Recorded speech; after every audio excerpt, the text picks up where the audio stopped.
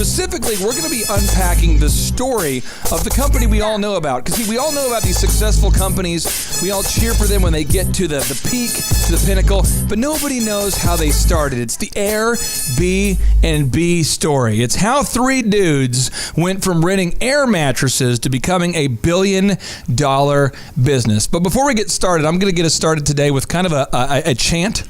Because I talked to a guy today and he goes, I found this show on the radio and now I love it.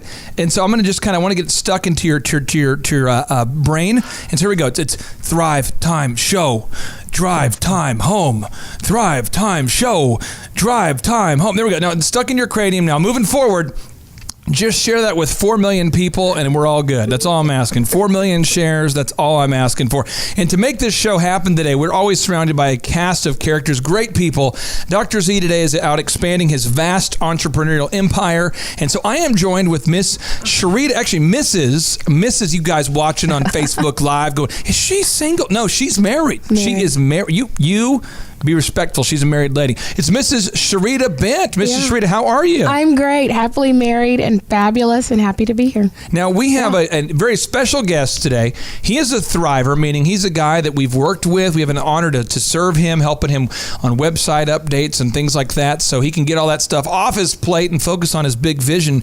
This guy played football at Boise State. Remember when Boise State beat OU and half of the state was like, not half the state, 80% of the state was like, I hate Boise State. Yeah. This guy played on the field. Mr. Brett Denton, sir, can you explain a little bit, what was your role on that team? Were you the one individually responsible for that loss? I mean, do we need to blame you? Does the state of Oklahoma need to blame you? Yes, 100% responsible for that loss, as a matter of fact, yes. Okay, now what do you do now? Apparently you're founder of a fitness company that's...